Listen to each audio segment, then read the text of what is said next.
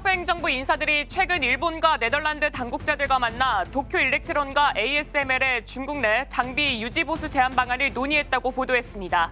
미국은 자국 업체에 두고 있는 제한을 동맹국에게도 유사한 수준으로 요구하고 있고 중국의 기술 굴기를 막기 위한 반도체 통제가 확대될 가능성이 있다고 평가했습니다. 가상화폐 대장주 비트코인이 낙폭을 확대하면서 9만 달러 선이 붕괴됐습니다. 비트코인 가격이 9만 달러 선 아래로 떨어진 것은 작년 11월 중순 이후 3개월 만입니다.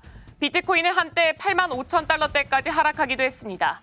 바이비트 해킹 여파가 지속되는 가운데 글로벌 관세 전쟁에 대한 불안감까지 더해지며 타격을 준 것으로 풀이됩니다.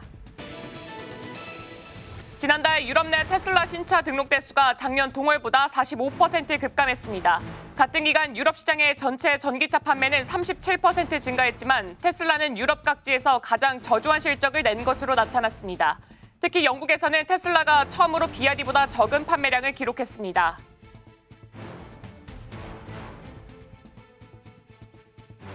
네, 간밤 뉴욕에서 있었던 일 쉽고 빠르게 전해드리겠습니다. 안녕하세요. 글로벌 증시와이드 진행의 오은비입니다. 미국 컨퍼런스 보드의 발표에 의하면 2월에 미국 소비자 신뢰지수는 98.3으로 전월 대비했을 때 7포인트가량 떨어지면서 이 시장의 예상치보다 대폭 하회하는 수치를 가지고 나왔습니다. 일단 소비자 신뢰지수는 3개월 연속 하락세를 보여주고 있고요. 2021년 8월 이후 최대 낙폭을 기록했습니다. 미국 증시 3대 지수는 혼조세를 보이면서 마감했습니다. 경제 지표 악화와 그리고 저가 매수세가 뒤섞이면서 혼조 흐름을 보인 것으로 풀이됩니다. 자세한 마감 시황 살펴보겠습니다. 나스닥입니다. 1.35% 하락하면서 19,026포인트에서 종가 형성했습니다. S&P 500 지수는 0.47% 약보 수준에서 마감을 지었고요. 다우지수만이 나 홀로 0.37% 소폭의 상승률을 보이면서 43,621포인트에서 종가 형성했습니다. 유가 살펴보겠습니다. 국제유가는 2% 넘게 내림세를 기록했습니다. 배럴당 69달러로 70달러를 하회했습니다. 필라델피아 반도체 지수 2.29% 2% 넘는 약세를 기록했고요. 10년 만기 국채 수익률 2.25% 하락하면서 4.2%로 계속해서 흐름 보여지고 있습니다. 자, 그럼 히트맵 열어서 종목별 흐름 살펴보겠습니다. 먼저 미국 뉴욕 증시는 미국 경제 상황에 대한 우려가 적용하면서 반도체주와 기술주가 동반 하락세를 나타나고 있습니다. 특히 인공지능 반도체 대표주자인 엔비디아의 실적 발표를 하루 앞두고 AI 투자 지속성에 대한 의문이 시장 상황을 더욱더 취약하게 만들고 있다는 분석입니다. 여기서 홈디포도 한번 살펴보겠습니다. 미국 최대 건축자재 주거용품 소매업체인 홈디포의 양호한 실적은 투자자들에게 그나마 작은 안도감을 안겼습니다. 작년 4분기 홈디포 매출은 397억 달러로 시장 예상치를 뛰어넘었고요. 주당 순이익 EPS도 3.02달러로 시장 예상치를 소폭이나마 웃돌았습니다. 홈디포의 주가는 3%대 오름세를 보이면서 종가 형성했습니다. 또 AI 서버 제조업체죠. 슈퍼마이크로 컴퓨터도 한번 살펴보겠습니다. 제출 시한을 연장받았는데 작년 회계 보고서 마감일인 이날 주가가 8% 이상 굴러떨어졌습니다. 슈마컴은 이날까지 회계 보고서를 제출하지 못할 경우 나스닥의 상장 폐지 조치될 수가 있습니다. 또 한편 지난해 S&P 500 최고 수익률을 거둔 AI 방산주 팔란티어의 소식도 한번 들어주시죠. 주가가 3% 이상 하락했는데요. 6거래일 동안 수익률이 마이너스 29%입니다. 지난 19일 기록한 역대 최고가에서 46% 가까이 하락한 수치입니다. 네, 여기에 비트코인 시장도 무너지고 있죠. 비트코인 가격 하락세로 관련 업체의 주가는 모두 미끄럼틀을 타고 있습니다. 관련주인 스트래티지는 10% 이상, 암호화폐 거래소 코인베이스는 6% 이상, 로빈후드는 9% 이상 약세입니다. 자, 이어서 M7 열어서 살펴보도록 하겠습니다. 애플이 0.02% 소폭 하락했습니다. 247달러 수준에서 머물렀습니다. 애플이 중국 시장 공략을 강화하기 위해 자사의 개발자 서비스인 중국 최대 메신저 앱 위챗에 도입한다라고 발표했습니다. 하지만 주가는 하락하면서 종가 형성했습니다. 엔비디아입니다. 엔비디아는 2.8% 2% 넘는 하락세를 기록했습니다. 126달러 선에서 거래를 마쳤고요. 인공지능 대장주 엔비디아가 분기 실적 발표를 하루 앞둔 가운데 월가에서는 현 주가 수준을 크게 웃도는 목표 주가가 잇따라 제시되고 있습니다. 미국 투자은행 파이퍼 샌들러는 이날 엔비디아 주가에 대해 비중 확대 등급과 함께 목표 주가를 175달러로 유지하고 있습니다. 자, 마이크로소프트입니다. 1.51% 오늘 전반적으로 M7은 하락세를 이어가고 있는데요. 397달러에서 종가 형성했습니다. 마이크로소프트가 일부 AI 데이터 센터 임대 계약을 해지하면서 데이터 센터 운영을 축소하는 움직임을 보여주고 있습니다. 주가 역시도 마이너스를 기록하고 있습니다. 자, 이어서 아마존은 0.04% 소폭 하락했고요. 다음 페이지 살펴보겠습니다.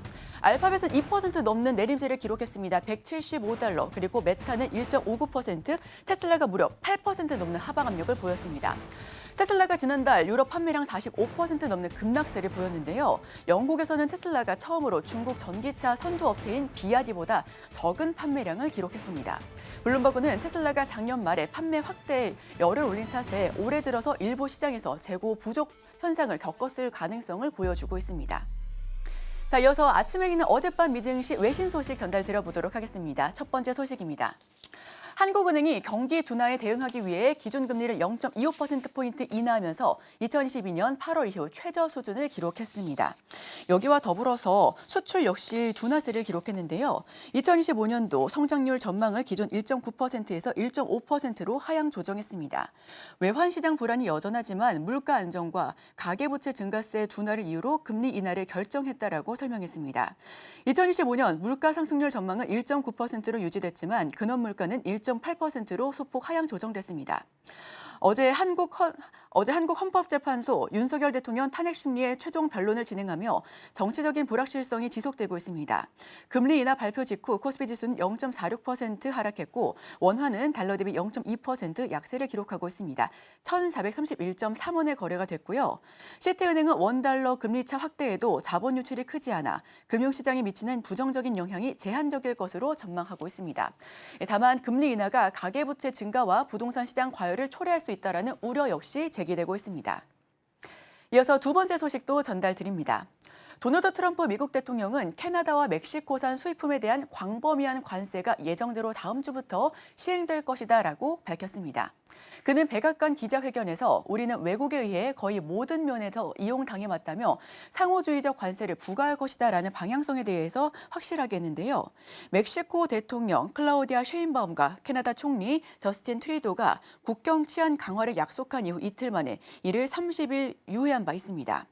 당시 트럼프는 멕시코와 협상을 진행하고 캐나다와 최종 경제 합의를 추진하겠다라고 밝혔었죠. 그러나 트럼프의 유예 기간 만료를 앞두고 관세 부과를 강행할 것이며 이를 통해 미국의 경제적 이익을 확보하겠다라고 강조하고 있습니다. 그는 관세 협상 도구이자 재정 수입원으로 활용했다라고 주장하며 캐나다와 멕시코가 범죄 및 마약 밀매를 효과적으로 차단하지 못했다라고 지적하고 있습니다. 트럼프는 취임 첫 달부터 중국산 제품에 10% 넘는 관세를 부과하고 미국의 교역 상대국에 상호주의 관세를 적용하겠다라고 발표했습니다. 이에 중국은 즉각 보복 관세를 부과하며 양국 간 무역 전쟁이 심화될 가능성을 보였는데요. 한편 캐나다와 멕시코 역시 보복 관세를 준비 중이었으나 트럼프의 일시 유예 조치로 상황을 지켜보는 분위기였습니다. 네, 그러나 이번 결정으로 북미 자유무역 파트너 간 긴장이 다시 고조될 것으로 보여집니다. 세 번째 소식입니다. 일론 머스크가 연방정부 직원들에게 매주 5개 내외의 업무 성과 보고서를 제출하라고 요구했습니다.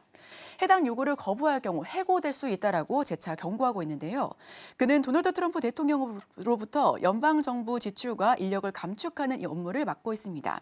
머스크는 X를 통해 이메일 요청은 단순한 것으로 몇 개의 단어를 입력하고 전송 버튼을 누르는 수준의 테스트였다며 그러나 많은 직원이 이조차 수행하지 못했고 일부 관리자들은 이를 부추겼다고 비판했습니다. 또한 세금이 이렇게 낭비되는 것을 본 적이 있는가라면서 정보 비효율성을 강하게 비난했는데요. 다만 이번 조치는 논란을 불러일으키며 법적인 대응으로 이어졌습니다. 연방 공무원 노조들은 OPM과 인사관리처장 대행을 상대로 샌프란시스코 연방법원에 소송을 제기했으며 OPM이 연방법원과 법률을 위반하며 수백만 명의 연방 직원을 해고하려 한다고 주장하고 있습니다. 네, 이어지는 네 번째 소식입니다. 아시아 증시는 도널드 트럼프 미국 대통령의 관세 위협과 한국은행의 금리 인하 결정에 대한 투자자들의 평가 속에서 하락세를 보였습니다. 일본의 니케이 지수는 1.39% 하락했고요. 토픽스는 0.43% 내린 2,724.7을 기록했습니다. 다만 워런 버핏이 일본 대형 종합상사 지분 확대 계획을 발표하면서 관련 종목들은 강세를 보였습니다. 어제 코스피 지수는 0.57% 하락, 코스닥은 0.5% 내리면서 마이너스권에서 종가 형성했습니다. 한국은행이 경기 둔화에 대응해 기준금리를 3%에서 2.75%로 인하했으며 원화는 달러 대비 1,430.1로 소폭 약세를 기록했습니다. 홍콩의 항생지수도 약세였는데요. 미중 무역 긴장이 고조되면서 투자 심리가 위축된 가운데 항생 테크 지수는 낙폭을 줄이면서 보합세를 보였습니다. 한편 한국은 윤석열 대통령이 지난 12월 계엄령 발동 동안 논란 이후에 탄핵 심판을 받고 있어 정치적인 불확실성이 지속되고 있습니다. 네, 마지막 소식 전달드립니다. 블라디미르 푸틴 러시아 대통령은 유럽이 결국 우크라이나 평화협상에 참여해야 하지만 먼저 미국과 신뢰를 구축하는 것이 우선이다라고 밝혔습니다. 그는 전쟁 종식을 위한 합의가 아직 멀었다라는 신호를 보내면서도 도널드 트럼프 미국 대통령이 러시아 우크라이나 전쟁을 감정이 아니라 합리적으로 접근하고 있다라고 평가하고 있습니다. 이와 함께 우크라이나 침공 3주년을 맞아 트럼프 대통령은 몇 주 내에 전쟁이 틀어나올 수 있다라고 시사했지만 구체적인 설명은 없었다라고 설명하고 있는데요. 미국과 러시아가 신뢰 구축을 위해 첫 걸음을 떼야 하며 유럽이 이 과정에서 역할이 없었다라고 주장하고 있습니다. 그러나 향후 협상이 본격적인 평화 합의로 이어질 경우 유럽의 참여가 필요하다라고 인정하기도 했는데요.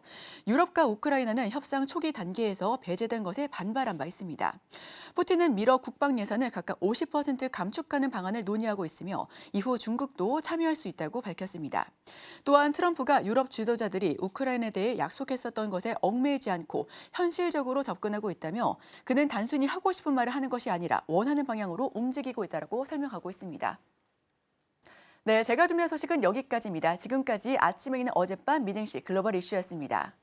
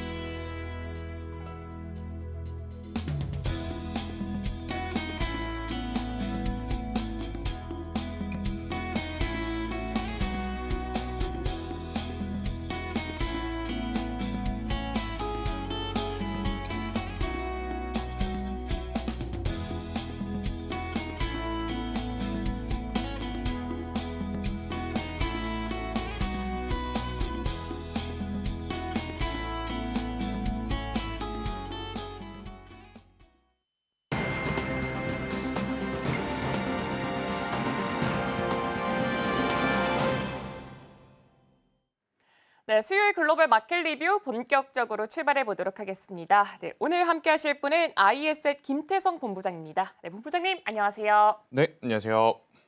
네, 그럼 먼저 오늘 헤드라인부터 바로 열어보도록 하겠습니다. 네, 오늘의 헤드라인은 복잡한 글로벌 증시 수급 이동에 주목을 해보자입니다. 네, 그럼 먼저 간밤 뉴욕 증시 상황부터 짚어보도록 하겠습니다. 일단 3대 지수 같은 경우에는 이 장중에 좀 낙폭을 보여주긴 했습니다만 다우 쪽에서가 0.37% 그래도 오름세로 마무리 지었고 나스닥이 1% 넘는 하락세, 그리고 S&P 500이 0.47% 정도 떨어졌습니다. 일단 업종별로 살펴봤을 때도 소비재 쪽에서는 그래도 상승불이 들어와 있고 헬스케어 쪽에서도 상승불이 들어와 있습니다. 그럼 먼저 간밤 뉴욕 증시 상황부터 짚어보도록 하겠습니다. 네, 일단 3대 지수가 굉장히 큰 폭으로 좀 엇갈리는 모습을 보이죠. 방향성은 3대 지수 모두 하락을 좀 보이고 있는데 낙폭 기준으로 본다면 나스닥의 낙폭이 굉장히 두드러지는 상황. 그러면 나스닥 지수 안에 포함되어 있는 어떤 기업이 이렇게 또 문제가 있었을까, 이것을 살펴봐야 되는 게 기본일 것 같습니다. 가장 걱정이 많으실 부분은 두 가지일 것 같아요. 첫 번째로는 엔비디아 같은 경우에는 내일 실적을 앞두고 있어서 관망장세라고 핑계를 좀 댈 수는 있습니다. 그런데 이제 두 번째 테슬라 같은 경우에는 오늘 아침에 이제 마감한 미증시에서만 빠진 것이 아니라 최근의 추세 자체가 고점 대비 벌써 30% 이상의 하락세를 좀 보이고 있는 상황이라서 많은 투자자분들이 왜 이쪽에 대한 조정의 이유를 좀 많이 궁금해하실 것 같아요. 일단 첫 번째로는 지난 1월 달 유럽에서 판매된 전기차 이제 판매량 자체가 전년 동기 대비 45% 정도 감소를 했습니다. 그러면 거의 유럽에서 지금 판매량 자체가 반토막이 난 상황이라서 앞으로 다가오는 1분기 실적에 대한 불확실성이 지금 있는 거죠. 그런데 이제 테슬라 쪽에서는 이 생산 공정에 대한 변화 때문에 일시적인 수치의 변화일 뿐 충분히 다시 개선을 할 수 있겠다라는 이야기가 나오고 있어서 일단 이 부분은 더 지켜봐야 되지만 더 이제 중요한 건 유럽에서 BYD의 지금 전체 판매량이 뒤지고 있다라는 악재가 지금 쏟아지고 있다라는 거죠. 두 번째, 전기차가 지금 많이 안 팔리느냐 그건 아닙니다. 지금 유럽 같은 경우에는 EV 등록 차량에 대한 수는 계속해서 늘고 있거든요. 그러면 BYD는 장사 잘 되고 있는데 테슬라만은 지금 장사하기가 조금은 버거운 상황이다라고 좀 보여질 수는 있어서 최근까지 테슬라 같은 경우에는 뭐 휴머노이드 로봇이라든지 스페이스X라든지 이러한 이슈 때문에 올라왔었던 다수였던 이 상승폭을 지금 빠르게 반납을 하고 있는 좀 모습을 좀 보이면서 많은 투자자분들의 고민이 깊어지고 있는 상황이다라고 좀 보시면 될 것 같고요. 더 중요한 건 뭐냐면 지표가 지금 계속 나오고 있죠. 그러니까 간밤에 나왔던 것은 아무래도 이제 소비자 신뢰지수인데 이게 100이라고 하는 기준선을 딱 중심에 두고 100 이상이면 그래도 경기가 괜찮다고 생각하시는 분들이 많다고 해석할 수 있고 100 이하면 경기가 조금 불안하다고 생각하시는 분들이 많다고 이제 이야기할 수 있는데 100 이하로 내려왔습니다. 그런데 이제 이번 분기만 이렇게 낮아진 것이 아니라 3분기 연속 하락폭이 좀 커지고 있었던 거죠. 그러니까 3분기 전으로 돌아가면 어떤 이슈가 있었느냐? 트럼프가 대통령이 된 이후부터 계속 이제 3분기 연속 소비자 신뢰에 대한 어떤 이 투심 자체가 악화되고 있다라고 좀 보시면 될 것 같아요. 가장 큰 이유는 결국 관세에 대한 불확실성이 여전히 지금 시장에 남아 있는 상황이다 보니 앞으로 뭐 오늘뿐만 아니라 계속해서 나스닥 지수가 이제 조정을 받을 때마다 두 가지의 요소는 언급이 될 겁니다. 관세 때문에 그렇다. 그로 인해서 지표에 대한 부담이 생겼고 그로 인해서 인플레이션에 대한 압박이 생겼다라는 이제 이야기들을 좀 많이 들으실 것 같은데 오늘 아침에 마감한 미증시도 이런 여러 가지 이슈 때문에 조금 많이 밀렸던 상황이고요. 대신에 다우지수와 S&P를 보면 그래도 희망의 끈을 놓지 않을 정도로 이제 좋은 뉴스들이 있었던 쪽이 있습니다. 대표적으로 나이키 실적 괜찮았고요. 그리고 이제 홈디포라고 해서 이제 건축자재, 산업재 이쪽도 실적 굉장히 괜찮게 나왔던 그런 상황이라서 기술주들에 대한 진통은 있겠지만 다른 업종들의 이제 순환매가 돌아갔을 경우에 뭐 글로벌 증시도 글로벌 증시지만 아시아 증시도 충분히 견뎌낼 수 있는 흐름들은 나올 수 있지 않겠는가라는 의견 한번 드려보도록 하겠습니다. 네, 간밤 뉴욕 증시 안에서는 나스닥의 하락폭이 다소 두드러졌던 하루였습니다. 나스닥의 하락폭을 논할 때 이 두 가지의 키워드를 볼 수가 있을 것 같은데 첫 번째로는 지금 테슬라, 두 번째로는 이 관세라는 키워드가 있을 것 같습니다. 일단 테슬라 같은 경우에 유럽에서 전기차 판매량이 전년 대비했을 때 45% 감소를 했는데 여기서 가장 중요한 게 유럽 내에 있는 전기차 판매량을 봤을 때는 오히려 37%가 증가했고 또 유럽 안에서 BYD에게 밀렸다라는 게 이 주가의 낙폭을 조금 더 촉진시키는 요인이 됐던 것 같습니다. 그리고 관세라는 게 아직까지는 지금 계속해서 이 물 위에 올라와 있는 상태이기 때문에 앞으로 얼마나 더 나스닥의 하락폭이 커질 것인지 이 부분은 조금 더 지켜봐야 될 것으로 보여지고 있습니다. 네, 근데 일단 지금 이 조정 분위기 자체가 계절적인 요인이다라는 말도 나오고 있습니다. 근데 확실한 거는 기술주 위주로 조금 주가가 많이 빠지고 있는 걸 확인해 볼 수가 있는데요. 물론 테슬라도 8% 빠지기도 했고 엔비디아도 빠졌지만 마이크로소프트도 간밤에 한 1.5% 정도 빠지면서 종가가 형성을 했습니다. 최근에 이 데이터 센터 계약을 취소하겠다라는 게 지금 주가 하락을 좀 부추기고 있는 것으로 보여지고 있는데 이 계약 취소의 원인으로는 공급 과잉 때문이다라는 분석이 나오면서 이 AI 거품론 다시금 불식시키는 모습 보여주고 있습니다. 일단 마이크로소프트 쪽에서는 투자 계획 쪽에는 뭐 변동이 없을 거다라고 말은 하고는 있는데 이에 대해서는 어떻게 보고 계신가요? 일단 기업 입장에서는 할 수 있는 말을 한 거다라고 좀 보시면 될 것 같고요. 결국 지금 AI의 어떤 공정이라고 하기엔 좀 그렇지만 분야를 두 개로 나누면 학습의 분야가 있고 추론의 분야가 있습니다. 그러니까 학습의 분야는 뭐냐면 방대한 양, 어떤 한 분야가 정해진 산업을 공부를 시키는 것이 아니라 어떻게 보면 전 세계의 모든 것들을 공부를 시키는 이 학습의 분야에서는 속도가 가장 중요하죠. 굉장히 많은 양을 빠르게 그리고 이제 엄청나게 지금 속도를 높여서 학습을 시켜놔야 뭐 뒤에 이제 특별한 산업에서 필요할 때 그것을 뽑아서 쓸 수 있는 거지 않습니까? 그래서 지금 학습에 대한 어떤 공정, 그러니까 이 분야를 확대를 할 때는 결국 이 HBM이 많이 필요했던 것은 팩트죠.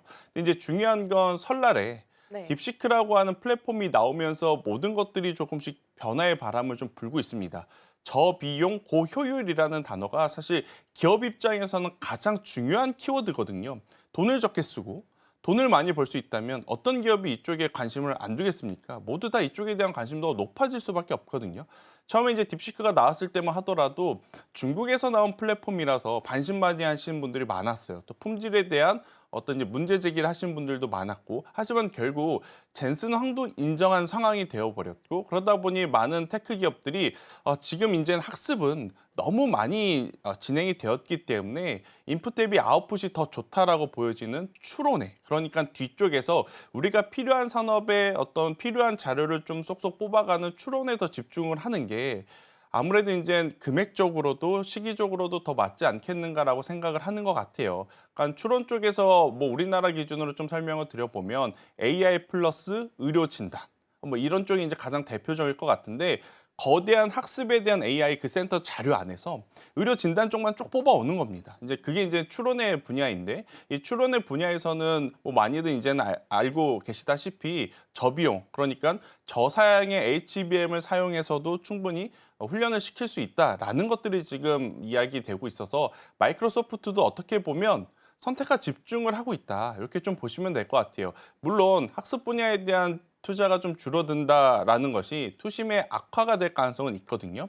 하지만 전체적으로 뭐 이제 MS도 그렇고 뭐 엔비디아도 그렇고 앞단에서 정말 열심히 힘을 써줬던 모든 기업들이 여기서 이제 추세가 꺾인다라고 보기에는 저는 아직은 너무 이르지 않나라는 의견을 한번 드려보도록 하겠습니다.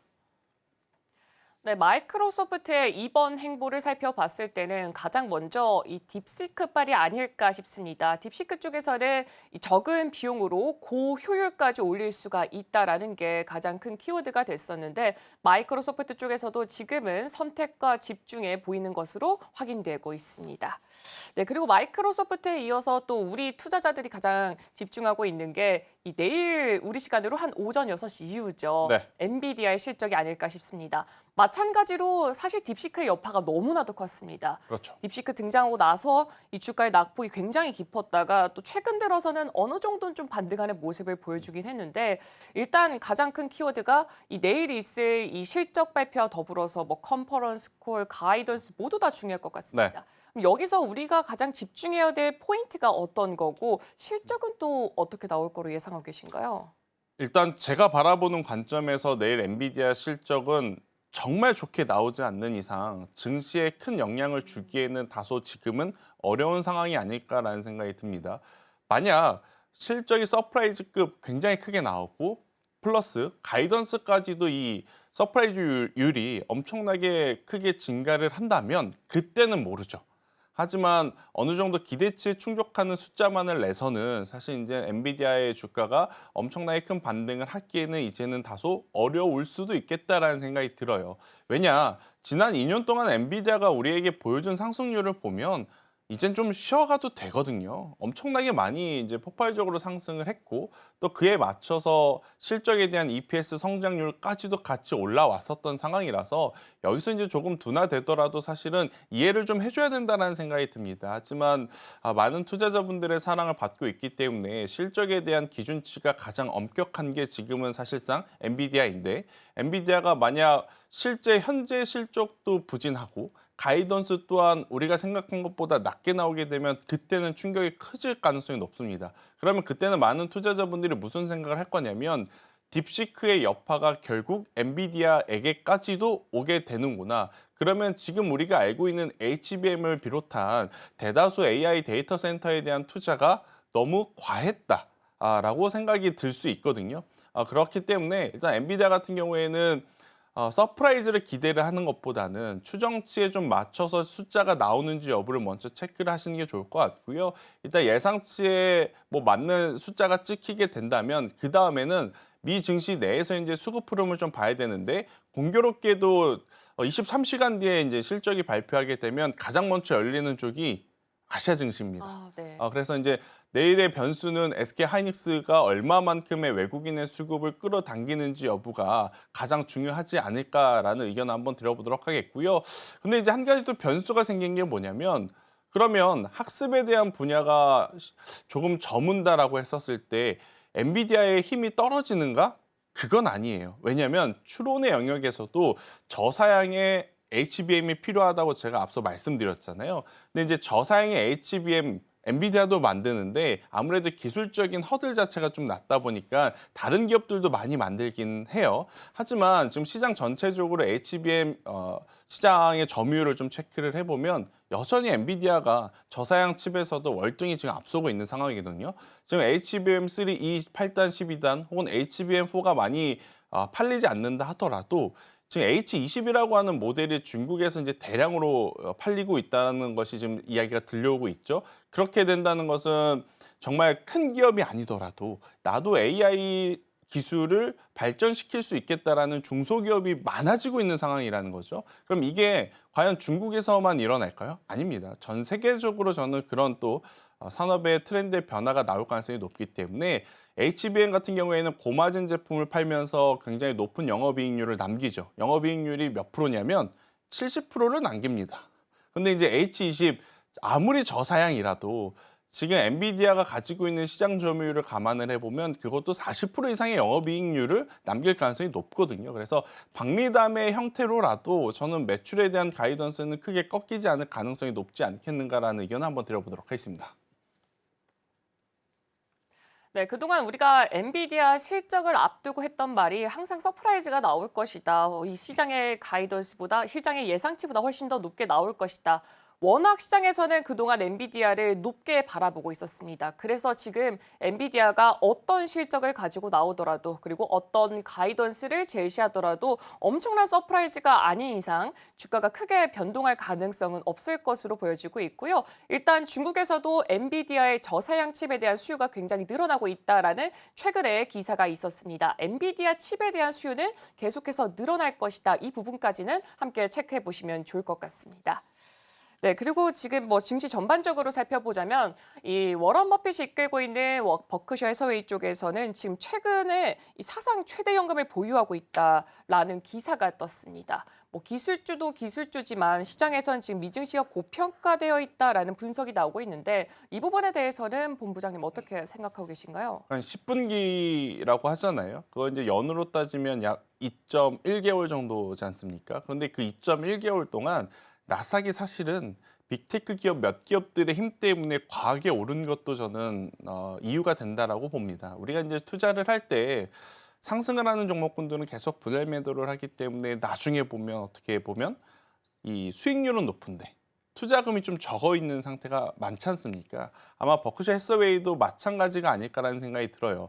다우 지수도 S&P 지수도 물론 나스닥 증시가 올라오면서 같이 당기긴 했지만 나스닥 지수가 지난 2년 동안 보여줬던 것은 일부 특정 종목의 엄청난 퍼포먼스, 대표적으로 엔비디아와 같은 기업들 혹은 메타와 같은 기업들이 있었기 때문에 저는 나타났었던 상황이라 여기서 지금 비중을 줄였다라는 것은 미국 증시가 여기서부터 이제 안 좋다라고 말하는 것은 아닐 것 같아요. 10분기라고 하면 벌써 2년 전이거든요. 그런데 그때서부터 2년 동안 미 증시는 활활 타올랐기 때문에 버크셔 해서웨이가 무조건 현금을 많이 확보했다 그래서 미 증시가 꺾인다라고 보기에는 어렵습니다. 하지만 뉴스라는 것은 지수가 움직일 때 가져다 붙이는 경향이 많거든요. 지금 지수가 내려가니까 이런 뉴스들이 계속 눈에 들어오는 겁니다. 나도 그럼 지금 현금을 확보를 해야 되는가? 그럼 나도 공격적으로 주식 투자를 하는 것에 대해서 고민을 좀 해봐야 되는가? 이런 고민이 지금 맞는 시기다 보니까 이런 글이 좀 들어오는 것이 아닐까라는 생각이 드는데 저는 그래도 버크셔 해서웨이가 늘리고 있는 쪽은 꼭 체크를 해봐야 된다는 생각이 들어요. 그러니까 내수 소비 관련한 문제가 있어도 계속 내수 소비 관련주들은 지금 담고 있는 상황이라고 좀 보시면 될 것 같거든요. 그래서 주식시장 전체를 부정한다기보단 일부 과하게 오른 기업들, 지금 엔비디아도 그렇지만 메타도 밸류적인 측면으로 본다면 우리가 미국 증시에 상장되어 있는 미국 기업이라서 좋게 보는 거지, 만약 그런 현상들이 우리나라 시장, 우리나라 기업에 나타났다면 벌써 여기저기서 물고 뜯고 난리가 났을 거거든요. 근데 이제 미국에 있는 미국 기업이라서 우리가 너무 좋게 보고 있었던 것이, 그런데 밸류에 대한 부담은 사실 지금 있는 상황이라서 저는 이 뉴스에 대해서 너무 크게 걱정하실 필요는 없지 않겠는가라는 의견 드리겠습니다. 네, 버크셔 해서웨이가 지금 현금 비중을 늘리고 있다. 이 뉴스에 있어서 지금 투자자들의 투자 심리 자체 크게 흔들리고 있다라는 전망 나오고 있습니다. 하지만 이 뉴스를 너무 크게 해석할 필요는 없다라고 본부장님이 의견 전달해 주셨습니다. 네, 이번 주 같은 경우에는 뭐 엔비디아 실적도 있지만 PC도 있고 정말 많은 이슈들이 있습니다. 그렇다면 우리가 여기서 어떤 이슈들을 주목을 해봐야 되고, 그리고 업종이라던가 섹터 혹은 종목들 좀 이번 주에 집중해야 될 그런 것들이 있을까요? 일단은 엔비디아는 제가 앞서 이야기 드린 대로 우리가 생각한 것 이상의 서프라이즈율이 나오지 않는다면 시장에 미치는 영향은 그렇게 크지는 않을 것 같아요. 그런데 가장 불편한 건 이번 주 금요일에 지금 예정되어 있는 PC 소비자 지표 같은 경우에는 우리가 민감하게 조금 체크를 하셔야 될 것 같습니다.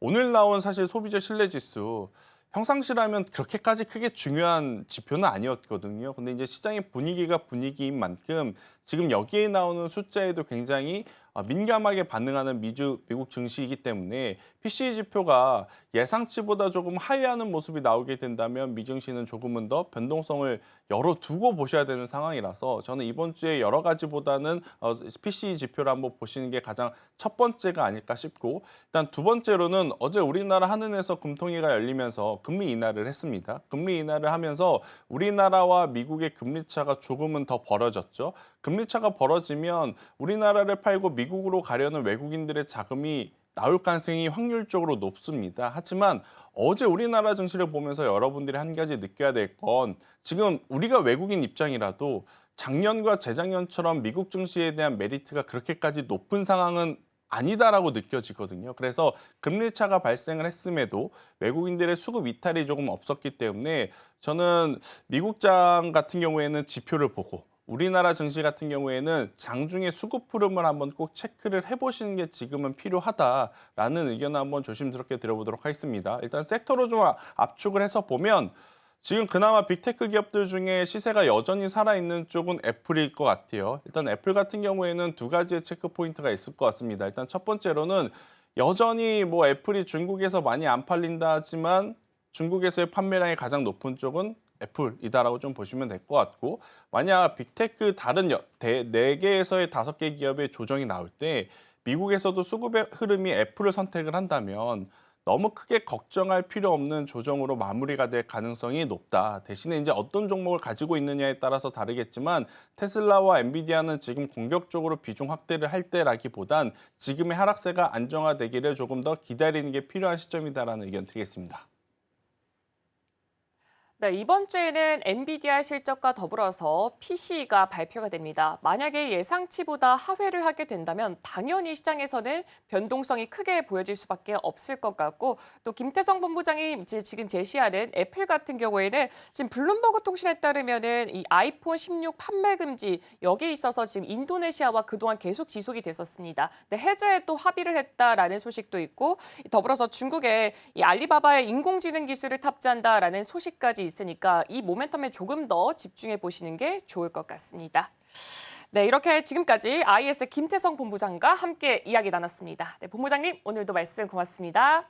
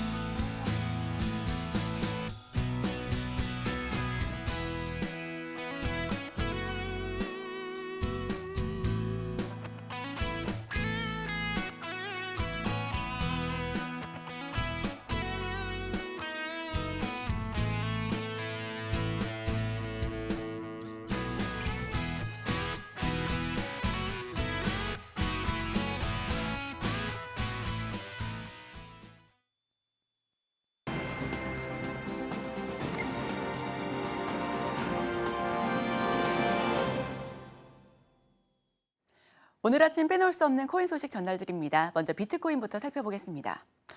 오전 6시 30분 기준 비트코인과 이더리움 그리고 리플 크게 하락하고 있는 모습을 보여주고 있습니다. 특히나 비트코인은 9만 선을 좀 하회하는 모습이죠. 먼저 비트코인 이슈부터 짚어보겠습니다. 비트코인 가격이 9만 달러 선에서 불안정한 흐름을 보이며 8만 달러 저항선까지 위협받을 가능성이 제기되고 있습니다. 코인 텔레그래프에 따르면 비트코인은 좁은 박스권에서 등락을 거듭하며 강세와 약세의 갈림길에 서 있는 모습인데요. 최근 바이비트 해킹 사건 이후 상승 시도가 무산됐으며 현재 핵심 지지선은 92,500에서 94,700달러로 분석됩니다. 또한 분석가들에 따르면 여러 차례 상승 시도가 있었지만 확실히 힘이 부족했다며 단기 하락 가능성을 시사했고요. 다만 저금리 환경과 약세 심리를 고려할 때 강한 반등 가능성도 남아있다고 덧붙이고 있습니다. 이어서 이더리움입니다. 이더리움 가격이 24,000달러 아래로 급락하면서 이달 들어 29% 하락해 역대 최악의 2월을 기록할 가능성이 커졌습니다. 바이비트 해킹과 거시경제 불확실성이 투자 심리를 위축시키면서 전문가들은 2,600달러 지지선이 무너지면 알트코인 시장이 위험해질 수 있다고 경고하고 있는데요. 한편 고래 투자자들은 이더리움을 적극 매집 중이며 만에서 10만 이더리움을 보유한 잔액이 1년간 24% 증가한 것이 이를 방증해주고도 있습니다. 바이비트 해킹 관련 해커들은 89,500 이더리움을 자금 세탁했죠. 전문가들은 이더리움이 2,400달러 이하로 떨어지면 추가 하락 가능성이 크지만 이더리움 현물 ETF 승인 및 팩트라 업그레이드 같은 긍정적인 요소로 장기 상승 가능성도 남아있다고 분석하고 있습니다. 이어서 리플입니다. 리플은 5% 넘게 내림세 기록하면서 2.29달러에서 거래가 되고 있습니다. 미국 증권거래위원회와 리플 간의 법적인 공방이 새로운 국면을 맞이하고 있습니다. SEC가 XRP의 새로 프로그램 판매에 대한 판결을 항소할지 불확실성이 커지고 있는 가운데 최근 코인베이스 소송을 갑작스럽게 철회하면서 리플 소송에도 유사한 전개가 있을지 관심이 높아지고 있습니다. SEC의 규제 신뢰성에 대한 논란이 커지면서 리플 소송 결과가 암호화폐 시장에 중대한 영향을 미칠 전망입니다. XRP는 2.15달러 수준으로 13.55% 하락했으며 SEC의 항소 여부와 XRP ETF 승인 가능성에 따라 향후 가격이 크게 변동할 것으로 예상됩니다. 네, 이어서 주요 알트코인 가운데 시장에 관심을 많이 받는 8개 코인 살펴보겠습니다. 가장 먼저 솔라나입니다. 솔라나는 1.85% 상승불 켜고 있습니다. 1% 넘는 강세를 기록하고 있는데요. 솔라나 가격이 한 주 동안 무려 20% 하락하면서 투자자들의 마음을 아찔하게 했습니다. 140달러 아래로 떨어졌고요. 이번 하락은 암호화폐 시장 조정, 대규모 투자자의 매도, 단기적인 공급 증가 우려가 복합적으로 작용한 결과로 분석됩니다. 자체 거래 기업 윈터뮤트의 대규모 솔라나 출금가 3월 1일 예정된 1,120만 솔라나의 대량 토큰 언락이 공급 과잉 우려를 키웠습니다. 또한 만 솔라나 이상을 보유한 대형 투자자 135명이 매도에 나서면서 가격 압박이 가중됐는데요. 다만 RSI 즉 상대 강도 지수가 15.9까지 하락하면서 과매도 구간에 진입해 단기 반등 가능성도 제기되고 있습니다. 시장은 단기 조정보다 장기적인 펀더멘탈에 집중하고 있으며 네트워크 성장 여부가 향후 가격 결정의 중요한 요소가 될 전망입니다. 자, 이어서 도지코인 살펴보겠습니다. 도지코인도 소폭이나마 오르고 있습니다. 0.56% 상승하고 있고요. 가격은 306원입니다. 자, 에이다는 0.01% 소폭 밀리고 있는데요. 에이다 같은 경우는 카르다노라고 불리죠. 미국 증권거래위원회가 그레스케일의 카르다노 즉 에이다 현물 ETF 승인을 공식 접수하면서 승인 가능성이 소폭이나마 높아졌습니다. 이에 따라 최대 240일간의 심사 절차가 시작됐으며 시장은 2025년도 말 승인 가능성을 시사하고 있습니다.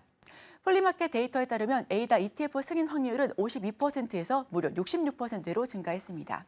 현물 ETF 승인 시 투자자들은 거래소에서 직접 에이다를 구매하지 않고도 관련 자산에 쉽게 투자할 수가 있어 접근성이 개선될 것으로 전망되고 있습니다.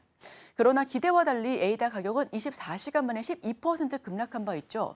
이는 비트코인과 이더리움 가격 하락과 맞물려서 암호화폐 시장 전반에 조정과 함께 나타난 것으로 분석되고 있습니다. SEC는 최근 그레스케일의 XRP 신탁을 ETF로 전환하는 신청도 접수했으며 이에 따라 XRP ETF 승인 가능성도 74%까지 상승했습니다. ETF 도입은 암호화폐 시장의 제도권 편입을 가속화할 것으로 예상되며 향후 시장 변화에 대한 주의 깊은 모니터링이 필요한 상황입니다. 자, 체인링크는 0.54% 소폭 상승하면서 흐름 보여주고 있습니다. 자, 그럼 다음 코인들 살펴보겠습니다. 수익코인입니다. 3.74% 내림세를 기록하고 있고요. 계속해서 하락 흐름을 보여주고 있는 수익코인입니다. 이 아발란체는 0.82% 소폭 상승 흐름을 보여주고 있는데요. 스텔라루멘 1% 넘는 하락폭을 기록하고 있고요. 시바이누는 3% 넘는 급락세를 보여주고 있습니다. 시바이누가 11.75% 급락하면서 0.00015달러 지지선을 상실했습니다. 이는 최근 20일간 최대 낙폭으로 기록되는데요. 비트코인의 10만 달러 하회, 그리고 미국 노동시장 불안, 트럼프 대통령의 관세 정책 강화, 그리고 연방정부 감축 우려 등이 주요 원인으로 지목됐습니다. 시바이누는 0.00001366달러에서 거래가 되고 있으며 24시간 기준 7% 넘는 하락세를 보여줬습니다.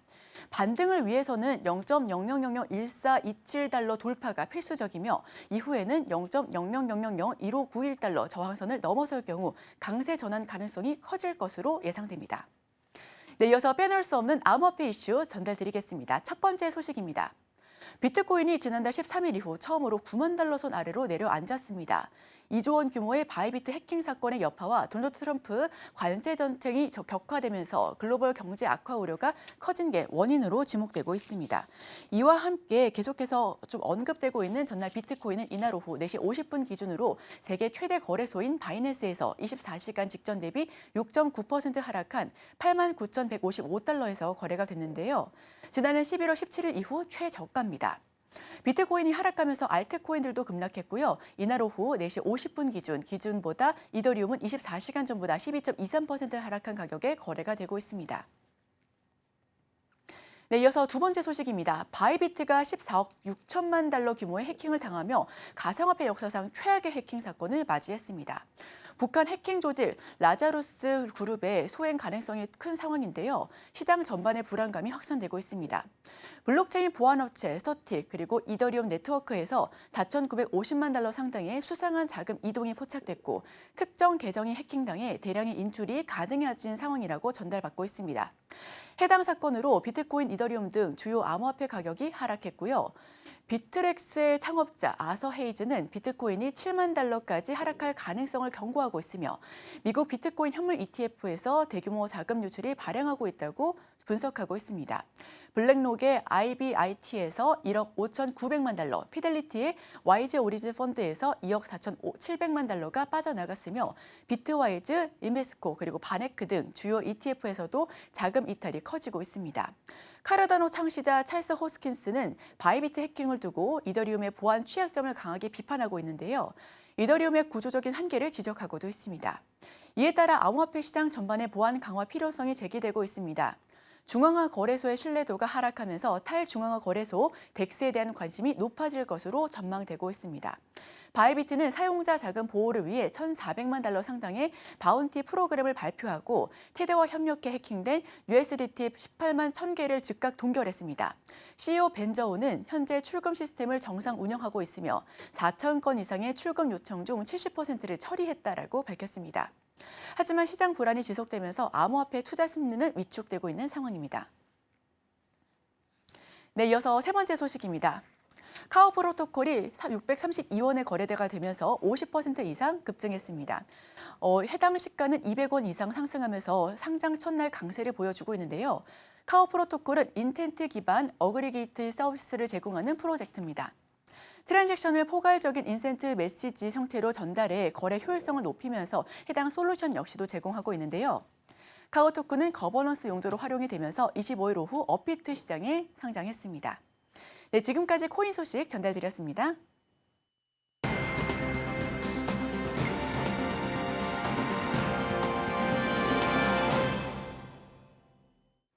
네, 투자하기 전에 참고해보면 좋을 리포트 준비했습니다. 오늘 제가 준비한 리포트는 테이크2 인터랙티브입니다. 바로 살펴보도록 하겠습니다. 네, 가장 먼저 어떤 회사인지부터 확인해 보도록 하겠습니다. 게임을 개발하고 유통을 하는 회사입니다. 일단은 락스타 게임즈라던가 2K, 진가처럼 이 퍼블리싱 레이블을 또 다수 보유하고 있고요. 이 대표적인 게임을 꼽아봤을 때는 지금 사진상에 보여지는 GTA를 꼽아볼 수 있을 것 같습니다. 이거 외에도 레드데드 리뎀션이라던가 NBA 2K를 꼽아볼 수가 있을 것 같습니다. 그리고 2022년에 이 모바일 게임사 진가를 인수하게 되면서 또 모바일 게임 시장까지 진출하는 모습을 보여줬고요. 그리고 매출 비중을 봤을 때는 진가 인수로 인해서 모바일이 무려 54%를 기록했고 그다음으로 콘솔과 PC, 기타를 이루고 있습니다. 그리고 지역별 매출을 봤을 때도 미국이 61% 월등하게 앞서가고 있고요. 이 나머지는 해외를 자리하고 있습니다. 일단 여기서 인수했다는 그 진가에 대해서 조금 더 알아보도록 하겠습니다. 미국의 모바일과 소셜게임 개발사고요. 2007년쯤에 설립이 됐습니다. 일단 빰빌이라던가 월드 위드 프렌드 같이 인기 소셜게임을 현재 보유를 하고 있고요. 일단 먼저 시작 자체는 페이스북 기반한 게임으로 성장을 했습니다. 하지만 이후에는 모바일 게임 시장으로 조금 더 확장하는 모습을 보여주기도 했습니다. 그리고 일단 수익 모델을 살펴봤을 때 기본적으로 무료 게임을 제공한 이후에 인앱 결제, 한마디로 이 게임 안에서 결제를 하는 것과 광고로 지금 수익을 벌어들이고 있습니다. 실적도 함께 살펴보도록 하겠습니다. 매출 같은 경우에는 YOY 대비했을 때 그리고 컨센 대비했을 때는 조금 떨어지는 수치를 보여줬습니다. 조정 EBITDA 같은 경우에도 지금 YOY 대비했을 땐 좀 하락을 했고요. 컨센에서를 상회하는 수치를 가지고 나왔습니다. EBITDA 마진율은 6.5%고요. 마찬가지로 YOY 대비했을 땐 떨어졌지만 컨센 대비했을 때는 1%포인트가량 올라가는 모습 보여줬습니다. 조정 EPS도 0.72달러로 YOY 대비했을 때, QOQ 대비했을 때, 컨센 대비했을 때 모두 다 상회하는 성적을 가지고 나왔습니다.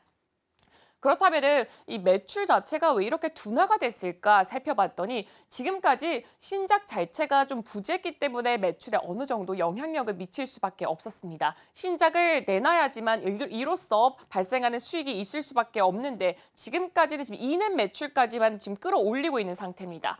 그리고 반복적으로 게임 내 구매 같은 경우에는 전체 매출의 지금 80% 정도를 차지하고 있습니다. 80%나 차지하고 있기 때문에 안정적인 수익 구조가 확인된다라는 부분이 보여지고 있고요. 일단 기대 포인트 같은 경우에 대형 신작의 올해 출시 여부가 될 것 같습니다.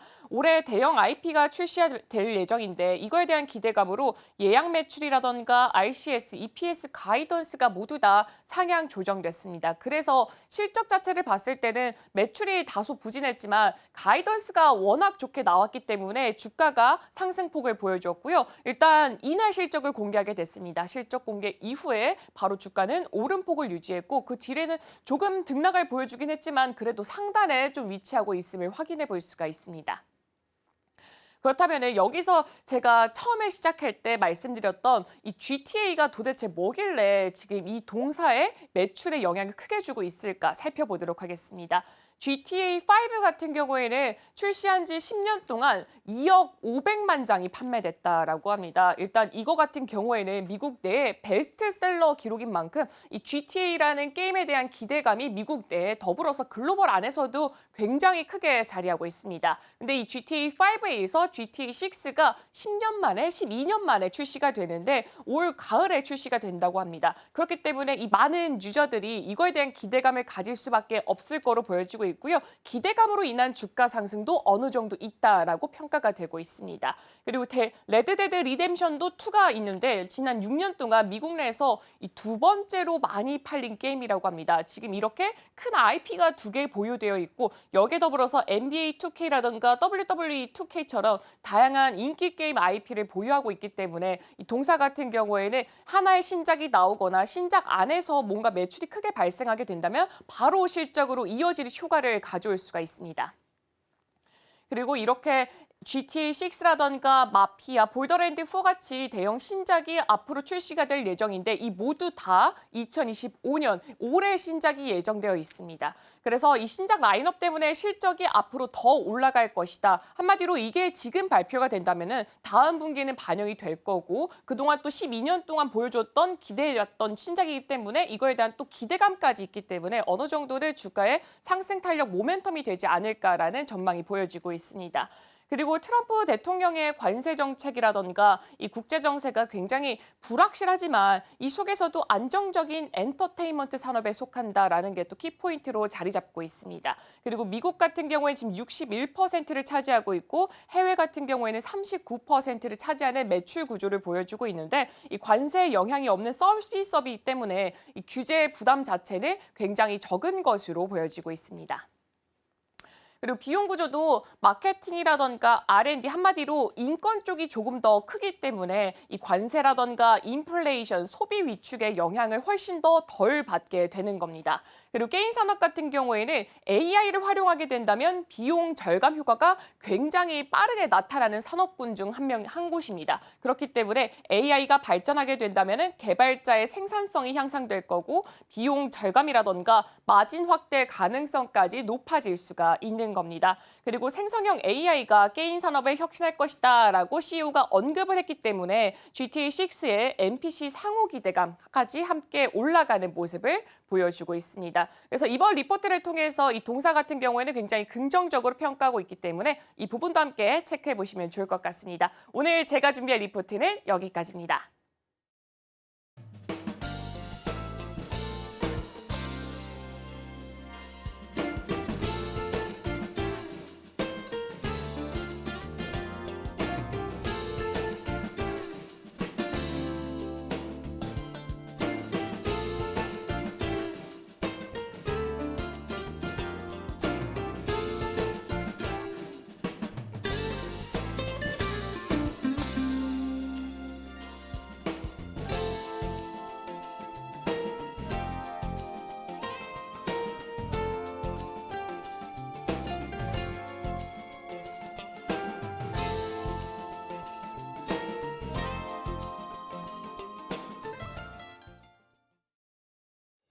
네, 오늘 글로벌 증시 와이드가 준비한 소식은 여기까지입니다. 우리 방송에서 제공하는 정보를 투자 판단에 대한 참고 자료일 뿐이고요. 해당 종목의 가치 또는 상승과 하락을 보장하지는 않습니다. 네, 저는 잠시 후 출발 증시 와이드로 돌아오도록 하겠습니다. 오늘도 시청해주셔서 정말 고맙습니다.